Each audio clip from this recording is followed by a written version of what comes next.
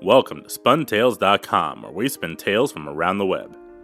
This episode, we continue the story, The Falling, by J.D. Phillips.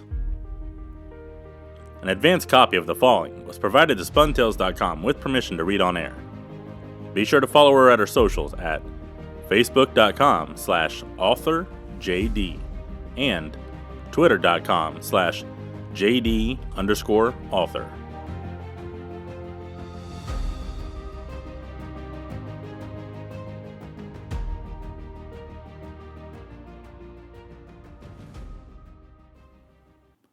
The sound of hurried footsteps came from the hall beyond.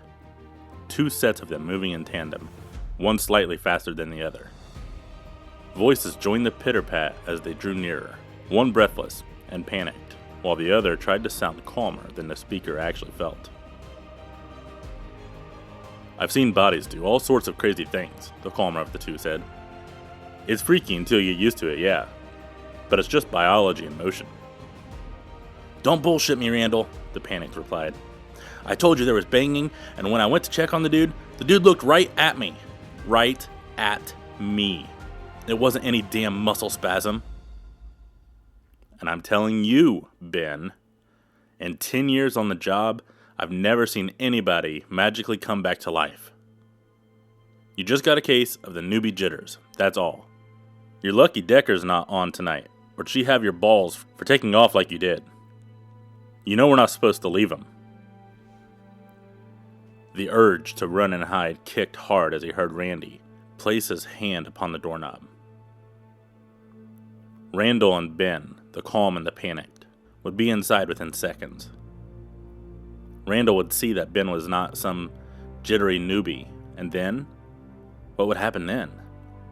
He wasn't supposed to be here. He realized now that the reason he'd felt so odd when he first opened his eyes, he wasn't supposed to be here in this body. This body wasn't his to wear. It was a sort of truth one didn't need to articulate to recognize, and yet, recognizing didn't lend any inspiration as to what he ought to do now. He had only seconds to choose the proper course of action: to remain seated and face both men head on, or hop off the table and hide himself away until he better understood the situation. He scanned the room a second time and frowned. Cabinets, tables, desk, the cubes. He didn't see any place to hide, and the only visible exit was the one the two men were coming through. Not that he could think of a single person or place to try to run off regardless. There was nothing before he opened his eyes inside the box, aside from the storm and the rolling shapes within it. And though they remained hazy in his mind, he knew well enough he did not want to go back there. So it was. He remained still, sitting upright on the edge of the table half covered by a sheet, and watched as a tall, pale man with graying blonde hair walked in, just ahead of the younger. "Out!"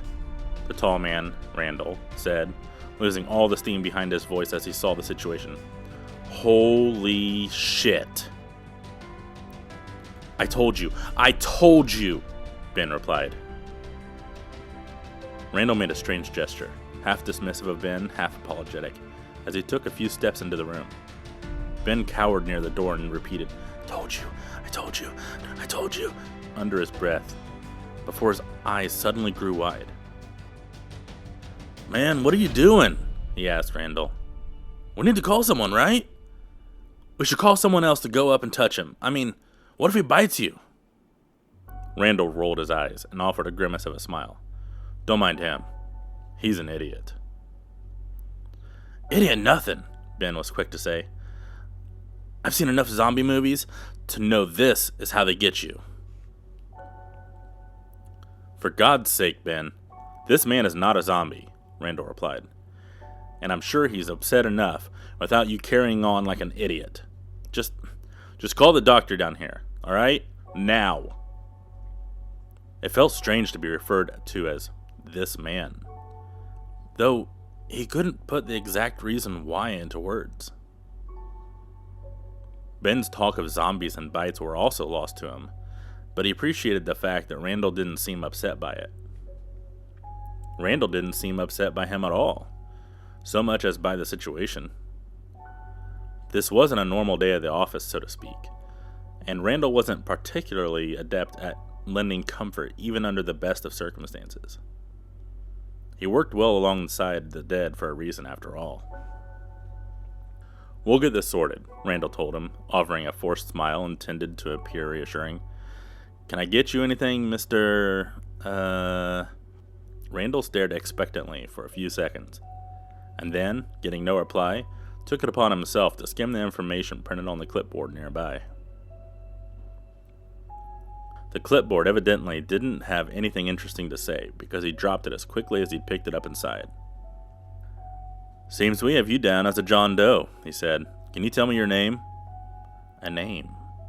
His name. Randy asked as though it were a simple thing to do, and so it should have been, but everything here had a name of one kind or another. So many words with so many meanings, and yet he couldn't think of one for himself. His eyes drifted from Randall's face to the first word he saw, which happened to be stitched upon Randall's jacket. Carhart, he said, so taken back by his own voice that he couldn't help but let out a gasp. It wasn't that his voice was particularly hard to listen to. Limited as his resources were, he would even go as far as to say the voice that came out of him was somewhat soothing, deeper than Ben's and a touch husky. But the feel of it as it vibrated and crawled up and out of his throat was alien to him, as though this wasn't the first time he'd heard himself speak, so much as the first time he'd ever spoken. "Carhart?" Randall asked, arching his eyebrows. "Is that your name?" He blinked a few times, commanding his eyes to focus upon Randall's face once again. "Is that my name?" He'd thrown the question back, hoping for validation, but Randy only looked concerned, and after staring one another in the eye directly for a few seconds too long, slightly unnerved. Randall remained that way, seemingly frozen in mid-gaze, until Ben loudly hung up the desk phone and announced someone was on their way. Then Randall blinked free, inhaled sharply, and quickly took off his jacket. "Let's warm you up some," Randall said, dropping his jacket over the still-staring man's shoulders. "Carhart and Carhart, Randall gave a choked sort of chuckle and shook his head. "I'm sorry," he said. I'm not really used to talking much on the job." "That's okay," Carhart and Carhart replied, still staring with his two dark eyes. "Okay," Randall whispered. Yeah, okay. I'm just gonna go over here and talk to Ben for a minute. You sit tight, okay?" He wasn't entirely sure how one exactly went about sitting tightly, but he nodded all the same, and watched Randall as he shivered as he walked towards Ben. Ben sat using the desk as a shield, working hard to avoid so much as glancing across the room as Randall approached for fear of making eye contact. The panic had not yet managed to calm his nerves, and the calm was much less so now that he's engaged in Carhart and Carhart directly. "You did tell him this is an emergency, right?" Randall asked Ben. Ben nearly choked on his own spit. "Dead dude tries to break out of a fridge? Yeah. Pretty sure she knows it's an emergency." Randall drew in a deep breath and put a calm face that clashed sharply with a true face underneath. "Stop being so goddamn dramatic, will ya? He's not dead. He wasn't ever dead," he said, trying to convince himself as much as Ben. "Someone just fucked up, and now we have to figure out what to do about it. I mean, the guy's clearly in shock or something. Or brain damaged," Ben murmured. What? He was dead a long time, wasn't he? He was in the freezer before you and me clocked in. That's not... For the last time, he wasn't dead. Dead bodies don't pop back to life on their own. Now, go get him something warm to drink. Maybe snatch one of those heated blankets from post-op while you're at it. Why do I gotta do it? Would you rather stay here with him? Ben looked at Randall and shivered involuntarily. All the response needed, really, to put the matter to rest. Carhart and Carhart watched Ben go, feeling Ben's relief as if it were his own.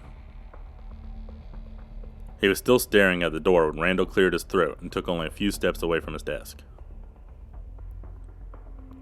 We like to think of this thing only happening in the days of old. You know, it used to happen a lot back then.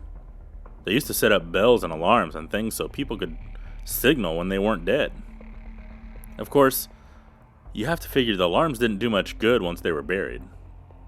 Not much time once you're down there in the dark and in panic, so who's to say they could even think to use such things? He felt his brow furrow slightly as he stared at Randall, aware Randall himself wasn't even sure why he had said those things. Sorry, I was just thinking... I've heard of cases like yours, Randall quickly added. Or sort of like yours, I guess. There's a woman with a sleep disorder, for instance, that makes her appear so death-like. She's woke to find herself in a morgue at least a half a dozen times now. Could you imagine? Oh shit. You can imagine. I am so sorry. I really am. I don't normally ramble on like this, but it's just your... Do you remember what happened to you? Do you know? Do you know? He sensed that Randall didn't much like his response, but he'd been unable to come up with anything other than that. He watched as Randall went back to the clipboard for assistance, frowning sharply as he gave the attached paper another look. Prelim doesn't say much, Randall told him. Only that you were fished out of Holbrook and declared DOA by the first responders. No ID on you. No witnesses to say whether you jumped off the bridge or just fell. His heart skipped a beat. Fell, he whispered. Rings a bell, huh? He furrowed his brow, more confused than irritated. He didn't hear any bells, or anything else for that matter, ringing. He found the lack of noise refreshing, in fact. Soothing. Well, either way, I guess diving into the river this time of year might explain what happened here, Randall said, setting the clipboard aside. Cryogenics will be looking to sign you up as a spokesman.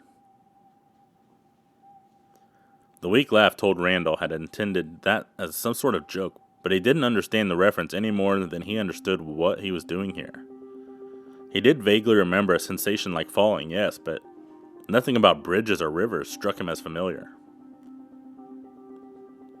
You know, 'cause they freeze people? Randy said, his hopeful expression blinking out within a second. Never mind. I can't even imagine how you must be feeling. Bet you whacked your head something terrible when you hit the water. All that ice and snow. You're lucky you didn't break every bone in your body. You didn't, did you? I don't know what I did, he said. It's probably a good thing you're still numb, Randall replied with a nod. He wanted to tell Randall he wasn't numb, not completely. Not so much as he couldn't feel the sheet against his skin, or just how hard the table was beneath him, or how awkward this entire body seemed to be. He wanted to tell Randall that there'd been some sort of mistake and he wasn't meant to be here, but couldn't think of any other place that he was meant to be. He also wished he knew what to do to make Randall less anxious because it was making him anxious, as he felt it wasn't something Randall had much control over. A quick knock on the door granted both men a reprieve. Seconds later, a tall woman in a white lab coat stepped inside, cradling some sort of medical bag under her arm. Her hospital ID read Dr. Drunrow, and she brought a feeling of excitement rather than fear or anxiety that puzzled him. It seemed the woman also puzzled Randall, given both the look on his face as well as the uncertainty radiating about his body. "Don't think I've ever seen you down here before. Figured it'd be Tegan that showed." "I don't normally need to come down here," the woman replied, setting her bag down, "and Tegan took off early." "Well, you sure took your time coming," Randall murmured. Dunrow cleared her throat, pretending she hadn't heard Randall, and moved to wash her hands before she put on a pair of latex gloves. "What can you tell me about this?" she asked, opening her bag. Randall could have saved them all time by admitting he knew very little, but he regaled Dunrow with a tale down to the last non-descriptive detail as she shined the lights and took blood pressure and poked at the scalp beneath a patch of bloodied, matted hair. It was the most Randy had spoken to anyone inside of work or out in months. "I tried to ask his name, and he said Carhart," Randall was saying, "but I was also wearing the jacket, so I'm not real sure if he was answering or just reading the label, you know?" "Oh shit, that's gotta hurt." It took a second for Carhart and Carhart to realize Randall was referring to whatever head injury Dr. Dunrow had discovered. He could only assume she was cleaning it to see how severe the wound actually was, and that it must have been fairly bad to elicit such a reaction. But he didn't, oddly enough, find the doctor's touch altogether painful. Not yet, anyways. Perhaps Randall was onto something when he'd spoken about being in shock. Thank you for listening to SpunTales.com. We just finished part 2 of The Falling by J.D. Phillips. SpunTales is a Heathen Digital podcast. If you'd like to start a podcast or be hosted on one, send us an email, info@heathendigital.com. If you're an author and you'd like your stories read on SpunTales, send us an email at info@spuntales.com. Be sure to follow us on Facebook and Twitter. Facebook.com/SpunTales and Twitter.com/SpunTales. Thanks for listening.